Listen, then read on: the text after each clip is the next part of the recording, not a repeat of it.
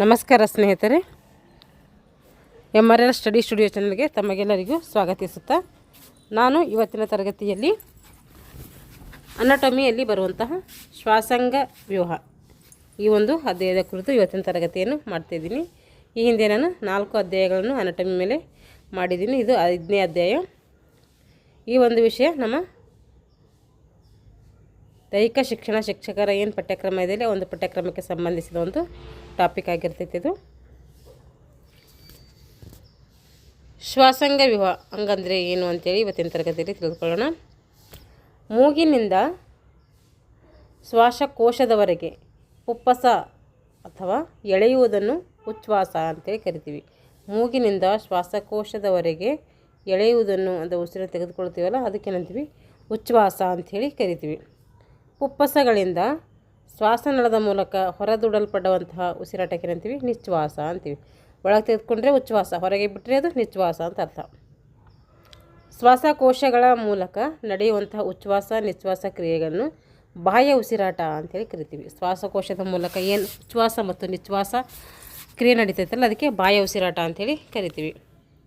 ಇಂಗಾಲದ ಡೈಆಕ್ಸೈಡನ್ನು ರಕ್ತನಾಳ ಮತ್ತು ಲೋಮನಾಳಗಳ ಮೂಲಕ ವಾಯುಕೋಶಗಳಿಗೆ ತರುತ್ತವೆ. ಇಂಗಾಲದ ಡೈಆಕ್ಸೈಡನ್ನು ಅಂದರೆ ಇಂಗಾಲದ ಡೈಆಕ್ಸೈಡ್ ಗಾಳಿಯನ್ನು ರಕ್ತನಾಳ ಮತ್ತು ಲೋಮನಾಳಗಳ ಮೂಲಕ ಏನು ಮಾಡ್ತವೆ ವಾಯುಕೋಶಗಳಿಗೆ ತರ್ತವೆ. ಯಾವುವು ಉಚ್ಛ್ವಾಸ ಮತ್ತು ನಿಶ್ವಾಸ. ವಾಯುಕೋಶಗಳು ಇಂಗಾಲದ ಡೈಆಕ್ಸೈಡನ್ನು ಪುಪ್ಪಸಗಳಿಗೆ ಕಳಿಸ್ತವೆ. ವಾಯುಕೋಶಗಳು ಏನು ಮಾಡ್ತವೆ ಅಲ್ಲಿದ್ದಂತಹ ಇಂಗಾಲದ ಡೈಆಕ್ಸೈಡನ್ನು ಪುಪ್ಪಸಗಳಿಗೆ ಕಳಿಸ್ತವೆ. ಈ ಕ್ರಿಯೆಗೆ ಏನಂತೀವಿ ಅಂದರೆ ಆಂತರಿಕ ಉಸಿರಾಟ ಅಂಥೇಳಿ ಕರಿತೀವಿ. ಕ್ರಿಯೆಗೆ ಏನಂತೀವಿ ಆಂತರಿಕ ಉಸಿರಾಟ ಅಂಥೇಳಿ ಕರಿತೀವಿ. ಶ್ವಾಸಾಂಗ ವ್ಯೂಹದಲ್ಲಿ ಬರುವಂಥ ಪ್ರಮುಖ ಅಂಗಗಳು ಯಾವ್ಯಾವು? ಮೂಗು ಬರ್ತೈತೆ ಶ್ವಾಸಾಂಗ ವ್ಯೂಹದಲ್ಲಿ, ಗಂಟಲು ಬರ್ತೈತೆ, ಧ್ವನಿ ಪೆಟ್ಟಿಗೆ, ಶ್ವಾಸನಳ, ಕವಲೊಡೆದ ಶ್ವಾಸನಳ, ಶ್ವಾಸಕೋಶಗಳು, ವಾಯುಕೋಶಗಳು. ಇವು ಏನು ಶ್ವಾಸಾಂಗ ವ್ಯೂಹದ ಉಸಿರಾಟದ ಅಂಗಗಳು. ಈಗ ಮೊದಲನೇದಾಗಿ ಮೂಗು. ಮುಂಭಾಗದಲ್ಲಿದ್ದು ಮೂಗಿನಿದೆ ನಮ್ಮ ಮುಖದ ಮುಂಭಾಗದಲ್ಲಿದ್ದು ಸ್ನಾಯುವಿನಿಂದ ಏನಾಗಿದೆ ರಚಿತವಾಗಿದೆ. ಸೆಪ್ಟಮ್ ಎಂಬ ಭಾಗದಿಂದ ಏನು ಮಾಡಲಾಗಿದೆ ಇಬ್ಬಾಗವಾಗಿ 2 ಹೊಳೆಗಳನ್ನು ಮಾಡ್ತೈತೆ. ನಮ್ಮ ಮೂಗನ್ನು ಸೆಪ್ಟಮ್ ಎಂಬ ಭಾಗದಿಂದ ಏನು ಮಾಡ್ತೈತೆ 2 ಹೊರಳೆಗಳನ್ನಾಗಿ ಏನು ಮಾಡ್ತೈತೆ ಬೇರ್ಪಡೆ ಮಾಡುತ್ತೆ. ಆ ಒಂದು ಯಾವುದಪ್ಪ ಅದರಿಂದ ಬೇರ್ಪಡೆ ಆಗುತ್ತೆ ಅಂದರೆ ಅದು ಸೆಪ್ಟಮ್ ಎಂಬ ಭಾಗದಿಂದ. ಮೂಗಿನಲ್ಲಿ ಎಣ್ಣೆಯ ಗ್ರಂಥಿಗಳು ಅಂದರೆ ಶ್ಲೇಷಪುರ ಒರಟಾದ ಕೂದಲುಗಳು ಇರ್ತವೆ. ಮೂಗಿನಲ್ಲಿ ಏನಿರ್ತದೆ ಎಣ್ಣೆಯ ಗ್ರಂಥಿಗಳಿರ್ತವೆ ಮತ್ತು ಅದಕ್ಕೇನಂತೀವಿ ಶ್ಲೇಷಪುರೆ ಅಂತೇಳಿ ಕರಿತೀವಿ. ಮತ್ತು ಒರಟಾದಂಥ ಕೂದಲುಗಳು ಸಹ ನಮ್ಮ ಮೂಗಿನಲ್ಲಿ ಇರ್ತವೆ. ಧೂಳಿನ ಕಣ ಕಲ್ಮಶ ವಸ್ತುಗಳು ಹಾಗೂ ರೋಗಾಣುಗಳನ್ನು ಏನು ಮಾಡ್ತೈತೆ ಈ ಕೂದಲುಗಳು ಹೀರಲ್ಪಡ್ತೈತೆ. ಮೂಗಿನಲ್ಲಿ ಏನು ಮಾಡ್ತವೆ ಎಣ್ಣೆಯ ಗ್ರಂಥಿಗಳಿರ್ತವೆ, ಶ್ಲೇಷ ಪೊರೆ ಇರ್ತೈತೆ, ಒರಟಾದ ಕೂದಲುಗಳಿರ್ತವೆ. ಈ ಒರಟಾದ ಕೂದಲುಗಳ ಕೆಲಸ ಏನಪ್ಪ ಅಂತಂದರೆ ಧೂಳಿನ ಕಣ ಕಲ್ಮಶ ವಸ್ತುಗಳು ಹಾಗೂ ರೋಗಾಣುಗಳನ್ನು ಕೂದಲುಗಳು ಏನು ಮಾಡ್ತವೆ ಸೋಸಲ್ಪಡ್ತವೆ. ಕೂದಲುಗಳು ಏನು ಮಾಡ್ತವೆ ಅಂದರೆ ಧೂಳಿನ ಕಣಗಳು ಮತ್ತು ಕಲ್ಮಶಗಳು ಅಥವಾ ರೋಗಾಣುಗಳು ಏನು ಮಾಡ್ತವೆ ಮೂಗಿನಾಗ ಹೋಗಲ್ದಂಗೆ ಈ ರೋಮಗಳು ಏನು ಮಾಡ್ತವೆ ತಡೆಗಟ್ತವೆ. ಮೂಗಿನ ಒಳಭಾಗದ ಪೊಳ್ಳು ಪ್ರದೇಶಕ್ಕೆ ಏನಂತೀವಿ ಮ್ಯೂಕಸ್ ಮೆಂಬ್ರೇನ್ ಅಂತೇಳಿ ಕರಿತೀವಿ. ಮೂಗಿನಲ್ಲಿರುವಂತಹ ಪೊಳ್ಳು ಪ್ರದೇಶ ಇರ್ತೈತಲ್ಲ ಆ ಒಂದು ಪ್ರದೇಶಕ್ಕೆ ಏನಂತ ಕರಿತೀವಿ ಅಂದರೆ ಮ್ಯೂಕಸ್ ಮೆಂಬ್ರೇನ್ ಅಂತೇಳಿ ಕರಿತೀವಿ. ಎಕ್ಸಾಮಲ್ಲಿ ಆಗ್ಬೋದು. ಇದು ಮೂಗಿನ ಒಳಭಾಗದ ಪೊಳ್ಳು ಪ್ರದೇಶ ಯಾವ ಪೊರೆಯಿಂದ ಆವೃತವಾಗಿದೆ ಅಂದರೆ ಅದು ಮ್ಯೂಕಸ್ ಎಂಬ ಮೆಂಬ್ರೇನ್ ಎಂಬ ಪೊರೆಯಿಂದ ಏನಾಗಿದೆ ಮ್ಯೂಕಸ್ ಮೆಂಬ್ರೇನ್ ಎಂಬ ಪೊರೆಯಿಂದ ಆಚ್ಛಾದಿತವಾಗಿದೆ. ಅಂದರೆ ಅದರಿಂದ ಏನಾಗಿದೆ ಇದು ನಿರ್ಮಾಣವಾಗಿದೆ ಅಂತ ಅರ್ಥ. ಮೂಗಿನ ಮೇಲ್ಭಾಗದಲ್ಲಿ ನರಗಳು ಮತ್ತು ಒಳಭಾಗದಲ್ಲಿ ಘ್ರಾಣ ನರವಿದ್ದು ವಾಸನೆಯನ್ನು ಗ್ರಹಿಸುತ್ತವೆ. ಏನು ಮಾಡ್ತವೆ ಮೂಗಿನ ಒಳಭಾಗದಲ್ಲಿ ನರಗಳಿರ್ತವೆ, ಹಾಗೆ ಒಳಭಾಗದಲ್ಲಿ ಘ್ರಾಣ ಎಂಬ ನರವಿದ್ದು ಅದೇನು ಮಾಡ್ತದೆ ಘ್ರಾಣ ಎಂಬ ನರ ವಾಸನೆಯನ್ನು ಏನು ಮಾಡ್ತೈತೆ ಗ್ರಹಿಸ್ತೈತೆ. ವಾಸನೆಯನ್ನು ಕಂಡುಹಿಡುವಂಥ ಒಂದು ಭಾಗ ಆಗಿರ್ತೈತೆ. ಮುಖದ ಅಸ್ಥಿ ಪೊಳ್ಳುಗಳನ್ನು ಆವರಿಸಿದೆ. ಮುಖದ ಅಸ್ಥಿ ಏನು ಮಾಡಿದೆ ಅಂತೆ ಪೊಳ್ಳುಗಳನ್ನು ಆವರಿಸಿದಂತೆ. ಹಾಗೆ ಶ್ವಾಸನ ಪ್ರದೇಶವು ಏನು ಮಾಡಿದೆ ಅಂದರೆ ಸ್ಕ್ವಾಮಸ್ ಸಿಲಿಯೇಟೆಡ್ ಎಪಿಥೀಲಿಯಂ ಕೋಶಗಳಿಂದ ಏನು ಮಾಡಿದೆ ಶ್ವಾಸನ ಪ್ರದೇಶ ಆವೃತವಾಗಿದೆ. ಮೂಗಿನ ಹಿಂಭಾಗದಲ್ಲಿ 3 ಶಂಖಾಕಾರದ ಏನಿದ್ದಾವೆ ಅಸ್ಥಿಗಳಿದ್ದಾವೆ. ಒಂದು ಸುಪ್ರಿಯರ್, ಮಿಡಲ್, ಇನ್ಫೀರಿಯರ್ ಕೊಂಚ ಅಂತೇಳಿ 3 ಅಸ್ಥಿಗಳೇನಿದ್ದಾವೆ ಮೂಗಿನ ಹಿಂಭಾಗದಲ್ಲಿ ಕಂಡುಬರ್ತವೆ. ಎರಡನೇದು ಶ್ವಾಸಾಂಗ ಯಾವುದಂದರೆ ಅದು ಶ್ವಾಸಾಂಗದ ಭಾಗ ಗಂಟಲು ಅಂತ ಅರ್ಥ. ಇದು ಕೂಡ ಗಂಟಲು ಸ್ನಾಯುಗಳಿಂದಾಗಿದೆ. ಇದು ನಳಿಕೆಯ ಆಕಾರವನ್ನು ಹೊಂದಿದೆ. ಸುಮಾರು 5 ಇಂಚು ಉದ್ದವಾಗಿದೆ. ಇದೇನು ಮಾಡಿದೆ 5 ಇಂಚು ಉದ್ದವಾಗಿದೆ. ತಲೆಬುರುಡೆ ಏನು ಮಾಡಿದೆ ಅಂದರೆ ತಳ ಪ್ರದೇಶದಿಂದ ಆಹಾರ ನಳಿಕೆಯವರೆಗೆ ಹರಡಿದೆ. ತಳ ಪ್ರದೇಶ ಏನು ಮಾಡಿದೆ ಆಹಾರ ನಳಿಕೆಯವರೆಗೆ ಏನು ಮಾಡಿದೆ ತಲೆಬುರುಡೆಯಿಂದ ಆಹಾರದ ನಳಿಕೆಯವರೆಗೂ ಏನು ಮಾಡಿದೆ ಇದನ್ನು ಹರಡಿದೆ. ಮೂಗಿನ ಹಿಂದೆ ಇರುವ ನಳಿಕೆಯ ಭಾಗಕ್ಕೆ ಏನಂತೀವಿ ಅಂತಂದರೆ ನೆಸೋಫ್ಯಾರಿಂಕ್ಸ್ ಅಂತೇಳಿ ಕರಿತೀವಿ. ಇದು ಎಕ್ಸಾಮ್ಗಾಗಿದೆ, ನೆನ್ಪಿಟ್ಕೊಳ್ಬೇಕು. ಮೂಗಿನ ಹಿಂದೆ ಇರುವಂಥ ನಳಿಕೆ ಭಾಗಕ್ಕೆ ನೆಸೋಫ್ಯಾರಿಂಕ್ಸ್ ಅಂತೇಳಿ ಕರಿತೀವಿ. ಬಾಯಿಯ ಹಿಂದುಗಡೆ ಇದ್ದಂತಹ ಭಾಗಕ್ಕೆ ಏನಂತೀವಿ ಓರೋಫ್ಯಾರಿಂಕರ್ಸ್ ಅಂತೇಳಿ ಕರಿತೀವಿ. ಬಾಯಿಯ ಹಿಂದುಗಡೆ ಇರೋದಕ್ಕೆ ಓರೋಫ್ಯಾರಿಂಕರ್ಸ್, ಮೂಗಿನ ಹಿಂದೆ ಇರುವಂಥದಕ್ಕೆ ನೆಸೋಫ್ಯಾರಿಂಕ್ಸ್ ಅಂತೇಳಿ ಕರಿತೀವಿ. ಎರಡು ನೆನ್ಪಿಟ್ಕೋಬೇಕು.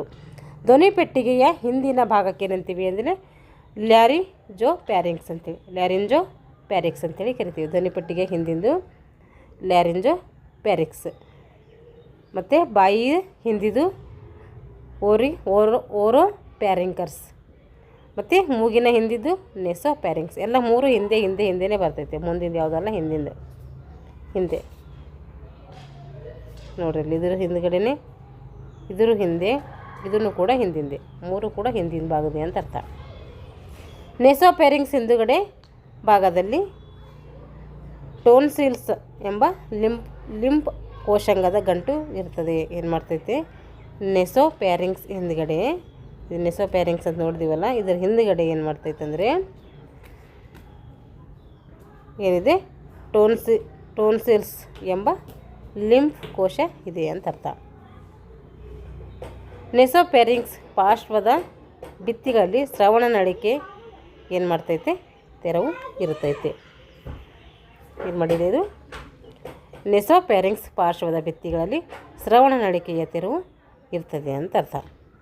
ಮೂರನೇದು ಧ್ವನಿ ಪೆಟ್ಟಿಗೆ. ಇದನ್ನು ಶ್ವಾಸಾಂಗದ ಒಂದು ಅಂಗ. ಇದು ಧ್ವನಿ ಪೆಟ್ಟಿಗೆ. ಶ್ವಾಸನಾಳದ ಮೇಲ್ತುದಿ ಗಂಟಲಿನ ಕೆಳಗೆ ಇದೆ. ಶ್ವಾಸನಾಳದ ಮೇಲ್ತುದಿ ಮತ್ತು ಗಂಟಲಿನ ಕೆಳಗೆ ಏನಿದೆ ಅಂದರೆ ಅದು ಧ್ವನಿ ಪೆಟ್ಟಿಗೆ ಇದೆ.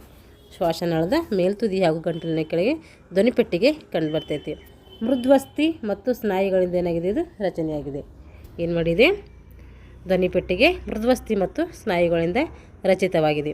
ಧ್ವನಿ ಮಣಿಗಳು ಏನಾಗಿದ್ದಾವೆ ಇಲ್ಲಿ ಧ್ವನಿ ಪೆಟ್ಟಿಗೆಯು ಒಟ್ಟು 9 ಮೃದ್ವಸ್ಥಿಯ ಮಣಿಗಳಿಂದಾಗಿದೆ. ಧ್ವನಿ ಪೆಟ್ಟಿಗೆ ಏನು ಮಾಡಿದೆ ಒಟ್ಟು 9 ಮೃದ್ವಸ್ಥಿಯ ಮಣಿಗಳಿಂದ ಕೂಡಿದೆ. ಎಷ್ಟು ಮಣಿ ಅಂತ ಹೇಳಿದರೆ 9. ಇವುಗಳಲ್ಲಿ 3 ಒಂಟಿ ಮಣಿಗಳಾಗಿವೆ. ಇದರಲ್ಲಿ 3 ಒಂಟಿ ಮಣಿಗಳು, ಇನ್ನುಳಿದವು 6 ಮಣಿಗಳು ಜೋಡಿಯಾಗಿವೆ. 3 ಒಂಟಿಗಳಾಗಿದ್ದರೆ 6 ಮಣಿಗಳು ಏನಾಗಿದೆ ಜೋಡಿಯಾಗಿವೆ. ಒಂಟಿಯಾದ ಮಣಿಗಳು ಥೈರಾಯ್ಡ್, ಕ್ರಿಕೋಯ್ಡ್ ಮತ್ತು ಎಪಿಗ್ಲಟಿಸ್. ಇವು ಏನು ಒಂಟಿಯಾಗಿರುವಂತಹ ಮಣಿಗಳು. ಥೈರಾಯ್ಡ್, ಕ್ರಿಕೋಯ್ಡ್, ಎಪಿಗ್ಲಟಿಸ್ ಇವು 3 ಒಂಟಿಯಾದಂತಹ ಮಣಿಗಳು. ಮತ್ತು 3 ಜೋಡಿಯಾದಂಥ ಮಣಿಗಳು ಯಾವಂದರೆ ಒಂದು ಅರಿಟೆನೋಯ್ಡ, ಕ್ಯೂನಿಫಾರ್ಮ್ ಮತ್ತು ಕೋರ್ನಿಕ್ಯುಲೇಟ್. ಏನು ಜೋಡಿ ಮಣಿಗಳು ಯಾವಂದರೆ ಅರಿಟೆನೋಯ್ಡ ಮತ್ತು ಕ್ಯೂನಿಫಾರ್ಮ್ ಮತ್ತು ಕ್ಯೂಲೆಟ್. ಇವೇನು ಥೈರಾಯ್ಡ್ ಮೃದ್ವಸ್ಥಿವೆ ಮೇಲ್ಭಾಗದಲ್ಲಿ ಎಪಿಗ್ಲಟಿಸ್ ಎಂಬ ಪಟಲವಿದೆ. ಎಪಿಗ್ಲಟಿಸ್ ಎಂಬಲ್ಲಿ ಪಟಲ ಕಂಡುಬರ್ತೈತೆ. ಆಹಾರವನ್ನು ನುಂಗುವಾಗ ಥೈರಾಯ್ಡ್ ಮೃದ್ವಸ್ಥಿಯ ಎಪಿಗ್ಲಟಿಸ್ ಶ್ವಾಸನಾಳವನ್ನು ಮುಚ್ಚುವುದರಿಂದ ಆಹಾರ ಶ್ವಾಸನಾಳಕ್ಕೆ ಬರದಂತೆ ತಡೀತೈತೆ. ನಾವು ಆಹಾರ ತಿನ್ನುವಾಗ ಆಹಾರವನ್ನು ನಮ್ಮ ಶ್ವಾಸನಾಳಕ್ಕೆ ಬರದಂತೆ ತಡೆಗಟ್ಟುವುದು ಯಾವುದಪ್ಪ ಅಂದರೆ ಅದು ಎಪಿಗ್ಲಟಿಸ್. ಧ್ವನಿಪೆಟ್ಟಿಗೆಯ ಆಕಾರ ಯಾವುದಂದರೆ ವಿ ಆಕಾರ ಇರ್ತೈತೆ. ಇದರಲ್ಲಿ ವೋಕಲ್ ಕಾರ್ಡ್ಸ್ ಇರ್ತವೆ. ಧ್ವನಿಪೆಟ್ಟಿಗೆಗಳಿಗೆ ಪುಪ್ಪಸದೊಳಗಿನ ಹವೆಯು ಏನು ಮಾಡ್ತದೆ ನಿಶ್ವಾಸದಿಂದ ಬಡಿದಾಗ ಧ್ವನಿ ಏನಾಗ್ತದಲ್ಲಿ ಉತ್ಪತ್ತಿ ಆಗ್ತದೆ. ಆಮೇಲೆ ಶ್ವಾಸನಾಳ, ಇದು ಒಂದು ಶ್ವಾಸಾಂಗದ ಅಂಗವಾಗಿರ್ತೈತೆ. ಇದನ್ನು ಕೂಡ ಇದರ ಉದ್ದ ಎಷ್ಟಿರ್ತದೆ ಶ್ವಾಸನಾಳ ಅಂದರೆ 10 ರಿಂದ 12 ಸೆಂಟಿಮೀಟ್ರ್ ಇರ್ತೈತೆ. ಧ್ವನಿಪೆಟ್ಟಿಗೆಯಿಂದ ಪ್ರಾರಂಭವಾಗಿ ಬ್ರಾಂಕೈವರೆಗೆ ಏನು ಮಾಡಿದೆ ಹರಡಿದೆ. ಏನು ಮಾಡಿದೆ ಇದು ಧ್ವನಿಪೆಟ್ಟಿಗೆಯಿಂದ ಪ್ರಾರಂಭವಾಗಿ ಬ್ರಾಂಕೈವರೆಗೆ ಹರಡಿದೆ. ಎದೆಯ ಗೂಡಿನೊಳಗೆ ಈ ಶ್ವಾಸನಾಳಿಕೆ ಕಂಡುಬರ್ತೈತೆ. ಇದರ ವ್ಯಾಸ ಎಷ್ಟಿರ್ತದೆ ಅಂದರೆ 2.5 ಸೆಂಟಿಮೀಟರಿಂದ 5 ಸೆಂಟಿಮೀಟ್ರ್ ವ್ಯಾಸ ಇರ್ತೈತೆ. 16ರಿಂದ 20ರಷ್ಟು ಏನಿರ್ತೈತಿ ಸಿ ಆಕಾರದ ಮೃದುವಸ್ತಿ ಮಣಿಗಳಿಂದ ಇದನ್ನು ಮಾಡಲ್ಪಟ್ಟಿದೆ. ಒಳಭಾಗದಲ್ಲಿ ಸಿಲಿಯಾ ಎಂಬ ಕೋಶ ಇರ್ತೈತಿ. ಶ್ವಾಸನಾಳದ ಒಳಗಡೆ ಸಿಲಿಯಾ ಎಂಬ ಕೋಶ ಇರ್ತೈತಿ. ಕವಲೊಡೆದ ಶ್ವಾಸಗಳು. ಎದೆಯ 5ನೆಯ ಪಕ್ಕೆಲುಬುಗಳ ಮಧ್ಯಭಾಗದಲ್ಲಿ ಏನು ಮಾಡ್ತೈತೆ ಕವಲೊಡೆದ ಶ್ವಾಸನಾಳಗಳು ಕಂಡುಬರ್ತವೆ. 2 ಕವಲುಗಳಿವೆ. ಒಂದು ಬಲ ಪುಪ್ಪಸಕ್ಕೆ, ಇನ್ನೊಂದು ಎಡ ಪುಪ್ಪಸಕ್ಕೆ ಹೋಗ್ತವೆ. 2 ಕವಲುಗಳಿರ್ತವೆ. ಒಂದು ಬಲ ಪುಪ್ಪಸಕ್ಕೆ, ಇನ್ನೊಂದು ಎಡ ಪುಪ್ಪಸಕ್ಕೆ ಏನು ಮಾಡ್ತೈತಿ ಹೋಗ್ತೈತಿ. ನಂತರ ಸಣ್ಣ ಕವಲುಗಳಾದಂತಹ ಬ್ರಾಂಕಿಯೋಲ್ಗಳಾಗಿ ಏನು ಮಾಡ್ತವೆ ಪರಿವರ್ತನೆಗೊಳ್ತವೆ. ಏನು ಮಾಡ್ತವೆ ಸಣ್ಣ ಕವಲುಗಳಾದಂತಹ ಬ್ರಾಂಕಿಯೋಲ್ಗಳಾಗಿ ಪರಿವರ್ತನೆಗೆ ಈ ಕವಲೊಡೆದ ಶ್ವಾಸಗಳು ಏನು ಮಾಡ್ತಾವಂದರೆ ಪರಿವರ್ತನೆಗೊಳ್ತವೆ. ಆಮೇಲೆ ಶ್ವಾಸಕೋಶಗಳು. ಎದೆಯ ಗೂಡಿನಲ್ಲಿರ್ತವೆ ಶ್ವಾಸಕೋಶಗಳು. ಇವುಗಳ ಮೇಲ್ತುದಿಯ ಕೆವಿಕಲ್ ಅಸ್ಥಿಯಿಂದ ಏನು ಮಾಡಿದೆ ಈ ತುಸು ಮೇಲಕ್ಕೆ ಗ್ರೇವಾ ಎಂಬಂತಹ ನೋಡಿಲಿ ಎದೆಯ ಗೂಡಿನಲ್ಲಿ ಏನು ಮಾಡ್ತವೆ ಶ್ವಾಸಕೋಶಗಳಿರ್ತವೆ. ಇವು ಮೇಲ್ತುದಿಯು ಕೆವಿಕಲ್ ಅಸ್ಥಿಯಿಂದ ತುಸು ಮೇಲಕ್ಕೆ ಗ್ರೀವಾ ಅಂಥೇಳಿ ಒಂದು ಇದೆ, ಅದು ಎದ್ದಿದೆ ಅಂತ ಅರ್ಥ. ತಳಭಾಗವು ಒಪೆಯ ಮೇಲೆ ಕುಳಿತಿದೆ. ಗ್ರೀವಾ ಎಂಬ ಒಂದು ಭಾಗ ಎದ್ದಿದ್ದಂಗೆ ಕಾಣ್ತೈತೆ. ತಳಭಾಗ ಏನು ಮಾಡ್ತದೆ ಅದು ಒಪೆಯ ಮೇಲೆ ಕುಳಿತಂತೆ ಕಾಣ್ತೈತೆ. ಬಲ ಮತ್ತು ಎಡ 2 ಶ್ವಾಸಕೋಶಗಳು ಕಂಡುಬರ್ತವೆ. ವಿಶಿಷ್ಟ ಅನೈಚ್ಛಿಕ ಸ್ನಾಯುಗಳಿಂದಾಗಿದೆ. ಇದೇನು ಮಾಡಿದೆ ಶ್ವಾಸಕೋಶಗಳು ಅನೈಚ್ಛಿಕ ಸ್ನಾಯುಗಳಿಂದಾಗಿದೆ ಅಂತೇಳಿ ನಾವು ತಿಳ್ಕೊಬೋದು. ಪ್ರತಿಯೊಂದು ಶ್ವಾಸಕೋಶವು ಕೂಡ ಏನಾಗಿರ್ತೈತಿ ಶಂಕುವಿನಾಕಾರವನ್ನು ಹೊಂದಿದೆ. ಏನು ಮಾಡಿದೆ ಪ್ರತಿಯೊಂದು ಶ್ವಾಸಕೋಶವು ಶಂಕುವಿನಾಕಾರವನ್ನು ಹೊಂದಿದೆ. ಬಲ ಶ್ವಾಸಕೋಶದಲ್ಲಿ 3 ಏನಿದ್ದಾವೆ ಲೋಬಗಳಿದ್ದಾವೆ. ಎಡದಲ್ಲಿ 2 ಲೋಬಗಳು, ಬಲದಲ್ಲಿ 3, ಎಡದಲ್ಲಿ 2. ಬ್ರಾಂಕಿಯೋಲರ್ಗಳ ತುದಿಯಲ್ಲಿ ವಾಯುಕೋಶಗಳಿವೆ. ವಾಯುಕೋಶಗಳು ಕಂಡುಬರ್ತವೆ ಅಂದರೆ ಬ್ರಾಂಕಿಯೋಲಗಳ ತುದಿಯಲ್ಲಿ ಕಂಡುಬರ್ತವೆ. ವಾಯುಕೋಶಗಳ ಗೋಡೆಗಳು ಏನಿದೆ ತೆಳುವಾಗಿದ್ದು ಅದರ ಮೈ ಮೇಲೆ ಏನಿರ್ತವೆ ಲೋಮನಾಳಗಳು ಹರಡಿಕೊಂಡಿವೆ. ಇಲ್ಲಿಯ ಅನಿಲ ವಿನಿಮಯ ನಡೀತೈತೆ. ಇಲ್ಲಿ ಕೂಡ ಏನಿರ್ತೈತೆ ಅನಿಲ ವಿನಿಮಯ ನಡೀತೈತೆ. ಇಲ್ಲಿ ಏನಪ್ಪ ನಾವು ಗಮನಿಸಬೇಕಾದ ಅಂಶಗಳು ಅಂದರೆ ಇಲ್ಲಿ ಮುಖ್ಯವಾಗಿ ನಾವು ಯಾವ್ಯಾವ ಬಗ್ಗೆ ತಿಳ್ಕೊಬೇಕು ಅಂತಂದರೆ ನೋಡಿ ಗಮನಿಸಬೇಕಾದಂಥ ಅಂಶಗಳು ನಾವು ಇಲ್ಲಿ ತನಕ ಏನು ಕಲ್ತಿದ್ದೆವು ಅದರ ಮೇಲೆ ಈಗ ಗಮನಿಸಬೇಕಾದಂಥ ಇಂಪಾರ್ಟೆಂಟ್ ಇರೋ ಇಲ್ಲಿ ಕೊಟ್ಟಿರ್ತಾರೆ ಅವು ಏನಂತ ಗಮನಿಸಬೇಕಾದಂಥ ಅಂಶಗಳು ಅಂತೇಳಿ ಕರಿತೀವಿ. ವ್ಯಾಯಾಮದ ಸಮಯದಲ್ಲಿ ಅತಿ ಹೆಚ್ಚು ಅಂಗಾರಾಮ್ಲ ವಾಯು ರಕ್ತದೊಡನೆ ಕೂಡಿಕೊಳ್ಳುವುದರಿಂದ ಶ್ವಾಸನದ ವೇಗ ಏನಾಗ್ತೈತೆ ಹೆಚ್ಚಾಗ್ತೈತೆ. ವ್ಯಾಯಾಮ ಮಾಡುವಂಥ ಸಮಯದಲ್ಲಿ ಅತಿ ಹೆಚ್ಚು ಅಂಗಾರಾಮ್ಲ ಏನು ಮಾಡ್ತೈತೆ ವಾಯು ರಕ್ತದೊಡನೆ ಕೂಡಿಕೊಳ್ಳುವುದರಿಂದ ಏನಾಗ್ತೈತೆ ಶ್ವಾಸನದ ವೇಗ ಹೆಚ್ಚಾಗ್ತೈತೆ. ಸಾಮಾನ್ಯವಾಗಿ ಪುಪ್ಪಸದಿಂದ ಹೊರಗೆ ಹೋಗುವ ರಕ್ತದಲ್ಲಿ ಹೆಚ್ಚು ಏನಿರ್ತದೆ ಪ್ರಾಣವಾಯು ಇರ್ತೈತಿ. ಪುಪ್ಪಸಕ್ಕೆ ಬರುವ ರಕ್ತದಲ್ಲಿ ಪ್ರಾಣವಾಯು ಇಂಗಾಲದ ಡೈಆಕ್ಸೈಡ್ಗಳಿಂದ ಕೂಡಿರ್ತೈತಿ. ನೋಡಿ ಸಾಮಾನ್ಯವಾಗಿ ಪುಪ್ಪಸಕ್ಕೆ ಹೊರಗೆ ಹೋಗುವಂತಹ ರಕ್ತದಲ್ಲಿ ಏನಿರ್ತದೆ ಹೆಚ್ಚು ಪ್ರಾಣವಾಯು ಇರ್ತೈತಿ. ಪುಪ್ಪಸಕ್ಕೆ ಬರುವಂತಹ ರಕ್ತದಲ್ಲಿ ಏನಿರ್ತದೆ ಪ್ರಾಣವಾಯು ಇರ್ತೈತಿ. ಅದು ಇಂಗಾಲದ ಡೈಆಕ್ಸೈಡ್ಗಳ ಪ್ರಾಣವಾಯು ಯಾವುದು ಇರ್ತದೆ ಇಂಗಾಲದ ಡೈಆಕ್ಸೈಡ್ ಇರ್ತೈತಿ. ಇಲ್ಲಿ ಪುಪ್ಪಸ ಅಭಿಧಮನಿಯು ಪುಪ್ಪಸದಿಂದ ಪ್ರಾಣವಾಯು ಸಹಿತ ರಕ್ತವನ್ನು ಅಂದರೆ ಶುದ್ಧ ರಕ್ತವನ್ನು ಹೃದಯಕ್ಕೆ ತರ್ತದೆ. ಪ್ರತಿಯೊಂದು ಪುಪ್ಪಸವು ಫ್ಲೋರಾ ಎಂಬ ಸಿರಿಸ್ ಪ್ರಕಾರದ ಜೋಡು ಪೊರೆಗಳಿಂದ ಆಗಿದೆ. ಪ್ರತಿಯೊಂದು ಪುಪ್ಪಸ ಎದರಿಂದ ಆಗಿದೆ ಅಂದರೆ ಫ್ಲೋರೋ ಎಂಬ ಸಿರಸ್ ಪ್ರಕಾರದ ಜೋಡು ಪೊರೆಗಳಿಂದ ಏನಾಗಿದೆ ಇದು ನಿರ್ಮಾಣವಾಗಿದೆ. ಹಾಗಾದರೆ ಫ್ಲೋರಾ ಅಂದರೆ ಏನಂದರೆ ಪುಪ್ಪಸಕ್ಕೆ ಅಂಟಿಕೊಂಡಿರುವುದು ವಿಸಿರಲ್ ಫ್ಲೋರಾ ಹತ್ತಿರವಿರುವುದು. ಪುಪ್ಪಸಕ್ಕೆ ಅಂಟಿಕೊಂಡಿರ್ತದೆ ಮತ್ತು ವಿಸಿರಲ್ ಫ್ಲೋರಾದ ಹತ್ತಿರವಿರುವುದೇ ಫ್ಲೋರಾ ಅಂತೇಳಿ ಕರಿತೀವಿ. ಆಮೇಲೆ ಪೆರೈಟಲ್ ಫ್ಲೋರಾ ಎದೆಯ ಒಳಭಾಗಕ್ಕೆ ಅಂಟಿಕೊಂಡಿದೆ. ಇದು ಪೆರೈಟಲ್ ಫ್ಲೋರಾ ಏನು ಮಾಡಿದೆ ಎದೆಯ ಒಳಭಾಗಕ್ಕೆ ಏನು ಮಾಡಿದೆ ಅಂಟಿಕೊಂಡಿದೆ. ಪಕ್ಕೆಲುಬುಗಳಿಗೆ ಏನು ಮಾಡಿದೆ ಈ ಫ್ಲೋರಾ ಹೊಂದಿಕೊಂಡಿದೆ. ಕಾಸ್ಟಲ್ ಫ್ಲೋರಾ ಒಪೆಗೆ ಹೊಂದಿಕೊಂಡಿರುವುದು. ಉದಾಹರಣೆಗೆ ಡಯಾಫ್ರಾಮ್ಯಾಟಿಕ್ ಫ್ಲೋರಾ ಕುತ್ತಿಗೆಯ ಭಾಗದಲ್ಲಿ ಏನು ಮಾಡ್ತೈತೆ ಸ್ವೆರಿಕಲ್ ಫ್ಲೋರಾ ನೋಡಿ ಒಪೆಗೆ ಹೊಂದಿಕೊಂಡಿರುವುದು ಡಯಾಫ್ರಾಮ್ಯಾಟಿಕ್ ಫ್ಲೋರಾ. ಇದೆಲ್ಲಿರ್ತದೆ ಅಂದರೆ ಒಪೆಗೆ ಹೊಂದಿಕೊಂಡಿರುವಂಥ ಒಂದು ಇದಾಗಿರ್ತೈತೆ. ಹಾಗೆ ಕುತ್ತಿಗೆ ಭಾಗದಲ್ಲಿ ಸರ್ವಿಕಲ್ ಫ್ಲೋರಾ ಇರ್ತೈತೆ. ಈಗ ಪೆರೈಟಲ್ ಮತ್ತು ಸಿವಿರಲ್ ಫ್ಲೋರಾ ಪೊರೆಗಳ ನಡುವೆ ಏನು ಮಾಡ್ತೀವಿ ಯಾವಾಗಲೂ ಬರುವಂಥ ಒಂದು ಪ್ರಕಾರದ ರಸವು ಪುಪ್ಪಸ ಮತ್ತು ಎದೆಗಳಲ್ಲಿ ಉಂಟಾಗುವಂಥ ಘರ್ಷಣೆಯನ್ನು ಏನು ಮಾಡ್ತೈತೆ ಇದು ತಪ್ಪಿಸ್ತೈತೆ.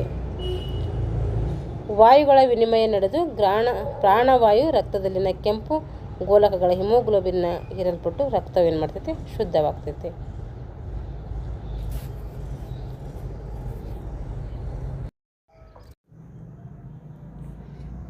ಇಲ್ಲಿ ಫ್ಲೋರಾ ಪುಪ್ಪಸಕ್ಕೆ ಅಂಟಿಕೊಂಡಿರುವುದು ವಿಸಿರಲ್ ಫ್ಲೋರಾ ಹತ್ತಿರವಿರುವುದು. ಏನು ಪುಪ್ಪಸಕ್ಕೆ ಅಂಟಿಕೊಂಡಿರುವುದು ವಿಸಿರಲ್ ಫ್ಲೋರಾದ ಹತ್ತಿರ ಕಂಡುಬರ್ತೈತಿ ಇದು. ಹಾಗೆ ಪೆರೈಟಲ್ ಫ್ಲೋರಾ ಎದೆಯ ಒಳಭಾಗಕ್ಕೆ ಅಂಟಿಕೊಂಡಿದೆ. ಪೆರೈಟಲ್ ಫ್ಲೋರಾ ಏನು ಮಾಡಿದೆ ಎದೆಯ ಒಳಭಾಗಕ್ಕೆ ಅಂಟಿಕೊಂಡಿದೆ. ಪಕ್ಕೆಲುಬುಗಳಿಗೆ ಹೊಂದಿಕೊಂಡಿರುವುದು ಕ್ಯಾಸ್ಟಲ್ ಫ್ಲೋರಾ. ಇದು ಅಂದರೆ ಪಕ್ಕೆಲುಬುಗಳಿಗೆ ಇದು ಹೊಂದಿಕೊಂಡಿದೆ.